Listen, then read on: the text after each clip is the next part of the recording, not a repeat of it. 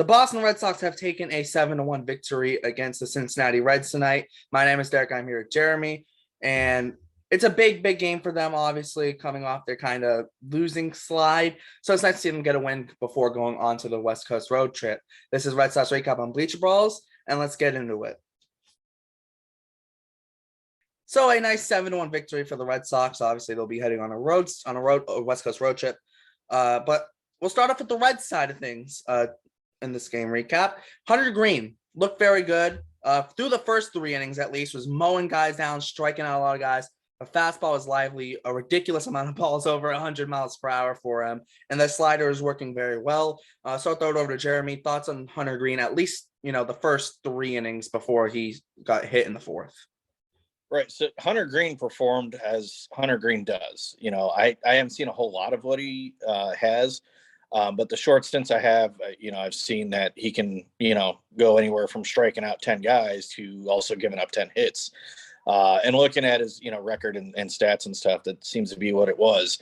I will say, though, starting off those first at least 3 innings, I was thinking we were going to get more of the same of last night's game. And that had me really worried there for a little bit. But once we got to the pen and started getting some hits, that's when it started to feel a little bit better about the offense. Yeah, so Hunter Green obviously is a big kind of, like you said, feast or famine. He's either going to pitch very well or he's going to struggle. He went and, he had that outing where he went 7 1/3 innings and didn't give up a hit.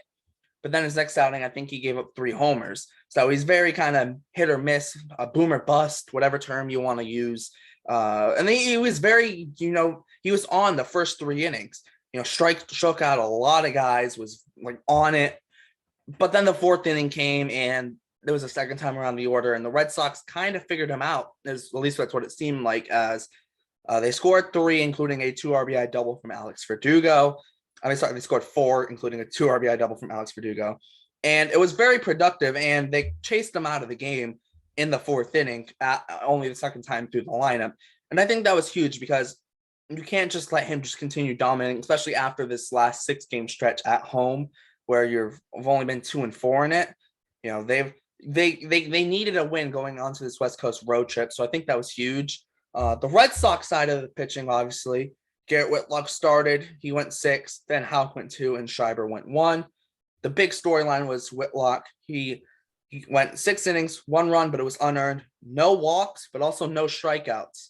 Very, very weird, but he ultimately pitched good. Jeremy, thoughts on the outing? So Whitlock, again, comes in and does what he has been doing. And with the Red Sox, I guess what you can say tonight is the only bright spots that we have in the bullpen performed as they should. And yes, it's against the Reds, but, this is a team that also put up 20 runs against the Cubs. I mean, anything happens in baseball. And so seeing that box score, right, Whitlock going 6, and then you got Houck coming in, and then Schreiber after that. That's what we need to see more of from this team, where you have your starter go out. Maybe it's 1 or 2 guys in the bullpen that shut a few guys down, and then you have somebody cleaning it up at the end. And we haven't had that. So, I'd like to see that happen more. I think with, Saramora going down and Brazier going down eventually and bringing some different things up, we might be able to start to see some of that. But I hope it's a sign of things to come. Yeah, I definitely hope so. I mean, Houck went 2 innings. They saved him in the 9th because, you get an off day tomorrow. Then you have this 10-game road trip, I should say. And there's no off days in that road trip, a West Coast road trip. So they could definitely use Houck. And I kind of hope they're going towards using Houck more often and less innings per outing and using him more often, because they kind of need that. Realistically, you're only kind of trust. The only guys you can trust in the back end of the bullpen right now are Houck, Schreiber, and Strom. And then Hanso Robles when he's on, but right now he's not on. Right. And there's not a lot of guys in the bullpen that are on, and who knows? I mean, things can happen. They got this, road trip coming up. And me personally, I feel like if they can at least come back from the West Coast and be 500 from the road trip, I think that's all right, because playing on the road that long, you're going to be down a little bit. What I just want to see more of is the bullpen not doing what they have been doing. If they can at least just steady the ship and get through this West Coast road trip, I think that'll say a lot about this team. Yeah, this Red series, these 2 games against the Reds, the pitching has been good. No unearned runs in 2 games. Yet we still figured out how to lose one of those games without giving up an earned run. But it's the pitching has been good this series. Also, I forgot to mention Austin Davis. He's been very good, sub 2 ERA out the bullpen so far this year. And hopefully they can kind of patch things together until a guy like Sale gets healthy and maybe Whitlock moves back into the pen, and then maybe Frank Herman or AJ Politi, who just got called to AAA, can come up, or maybe other guys in that AAA bullpen could get a call up and do well, or maybe they bring up a starter from AAA and put him in the bullpen. However, those things will only happen if the team's good, because if the team's bad, they're not going to rush these guys up to be used. They're just not. There's no reason to do it. It's what I've been saying about Tristan Casas the whole time. Don't rush him if he's not ready, because you could hurt his development by doing it. It's the same thing with these guys. Don't rush them if they're not ready. And even if they are 99% ready, if it's not a need, still don't bring them up until they're 100%. Right. I don't disagree with that, with it being ready. I think the argument can be made in a case like Casas, where what he has been doing, it looks like he is ready. You also got, the talk of Brian Bello, right? Our pitching is a big issue right now, and Brian Bello has been really producing down there. If you come up and give him a shot, that's the hard part, right? If you bring him up and he doesn't produce, will that get in his head? Sure, but you also don't want to keep him out there too long. Bring him up, give him a cup of coffee. If it doesn't work out, send it back down and work on the mechanics, but try to do something. Oh yeah, for sure. But like the point of me saying, if they have to be good to do it, because if you're going to call them up, if they're not ready when you're bad, you're just wasting your time, because if you're bad, there's no point. It's like the Orioles with like Adley Rutschman. They waited as long as they could before calling him up. The Rays did it with Wander Franco. They waited as long as they could to call him up. Why? Because they didn't need, the Rays were good, but the Rays had Willy Adames blocking. But as soon as they felt he was ready, boom, Adames, get out of here, go to Milwaukee. We're bringing up Wander Franco. Right. The Orioles on the other side of the spectrum are bad. We're bad. And they're like, you know what? We're bad. We don't need Adley Rutschman to try and win, because we're bad. We're the Orioles right now. We're not ready to win right now. So we're just going to wait and figure it out. Right now, the Red Sox are in a rough spot because they're kind of in the middle. And that's the worst spot to be, because if you're good, you can say, you know what? We're good. We're going to try and go for it, and we could use a little bit of help. If you're bad, you can say, no, we're bad. If he's ready, we'll bring him up for his cup of coffee. But if he's not ready, we'll keep him down there. But right now, they're in a weird spot because there's not a clear path forward. And that's what makes it rough. At least right now, there's not a clear path forward, especially because of how streaky the team has been. Well, essentially, they're in baseball hell. And I think that's what's driving most fans is, what I was saying earlier. I get that feeling from Con and from Cora that, my analogy was that, they have a flat tire, but rather than fix the tire, they're just, moving it to a different spot on the car and thinking, okay, this will help. And, I guess, nobody knows how to fix the tire, but it's like they're just kind of standing there scratching their head. So I'd like to see something proactive to help, generally just get to the root of the problem. Well, I don't think it's that they don't know how to fix the tire. They don't have the tools to fix the tire right now. The tools aren't ready to fix the tire. And I think that's the big thing. That's a good point. Yeah, and I think too, it's got to be realized too. Like this Red Sox lineup tonight, I do want to get into the lineup a little bit tonight. Like they were fine. Franchi struggled a little bit in the leadoff spot, but he's struggled in his career versus high velo. And what'd you get tonight? A guy who's the hardest throwing starting pitcher in baseball. So it's somewhat understood, and he's bound to have a bad game at some point. He's not gonna hit 260 the whole year. It's Franchi Cordero at the end of the day. He's not going to do it all year.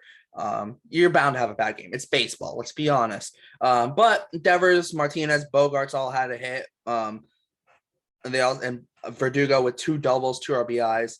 I know it. Go ahead. Say the guy. Zachy Bradley Jr. had 2 hits, including a bases clearing triple, and he had 4 RBIs tonight. And my point about Jackie's been this whole time, his defense is so good that if you just get a little bit of offense out of him, you're more than fine with it, but the only problem is right now is the team isn't winning. So people want to say, oh, well, this guy in the bottom of the order isn't hitting. Whereas at the end of the day, if the 1 through 6 isn't hitting, who cares what, 9 is doing, for example. Right. And so here's the point I bring up with Jackie Bradley Jr., and there's a reason why I'm wearing this sweatshirt as well, because he was part of that 2018 team. When the move was made for him over Hunter Renfroe, yeah, I was sour on that, and I was very sour on it until, honestly, probably a couple weeks ago. He is now at a point where, okay, whatever plan they had for this to work out, it seems to be pointing in that direction. Offensively, he's gotten better. He's starting to do the things that you at least need him to do to keep that roster spot. Whereas starting off first, yes, his defense, nobody's going to question that. But offensively, he was just a liability, and now he's starting to come out of that. So hopefully, again, this is a trend that he's doing. And if he can at least just keep this pace up, which is tough because he is a very streaky hitter. But if he can at least do what he has been doing, then yeah, the trade's going to work out. Yeah, and it's ridiculous because he's on pace right now to hit like over 40 doubles. I'm not saying he is, but it's Right. like he's been hitting that well. It's like, geez Louise. It's like, yeah, I'm saying that the trade was perfect for the Red Sox, as you know, it would be great to have Renfroe, but right now you're looking at the trade and be like, it's not that bad. Renfroe's a free agent after this year, It's not that bad for 1 year of a guy, especially when you also add in the two prospects who are playing pretty well in the minors. So it's not, I think too, trades like that, whether it's good, you look at it good or bad at the time of the trade, what can the team make from that trade is when, is how the trades are ultimately decided. And sometimes it's not even a, they, hit on a prospect or whatever. Sometimes it's a guy just more comfortable in a situation. And that seems like what it is with Jackie, just more comfortable in Boston. Right. It does certainly seem that way, at least offensively for him. Defensively, you can put him on any team anywhere. But I think offensively speaking, he looks a lot more comfortable than he did in Milwaukee. Exactly. And I think that's huge because if the Red Sox, if their 1 through 6 isn't being the powerhouse that we need them to be, we need contributions from 7 through 9. And it seems like him and Christian Vasquez and the occasional, homer from Dahlbeck or the occasional, hit from whoever else is there, whether or Franchi, because Franchi's been in the 7th spot and he's been hitting well. If they can get contributions from those guys and 1 through 6 can hit, this offense is going to be a force to be reckoned with.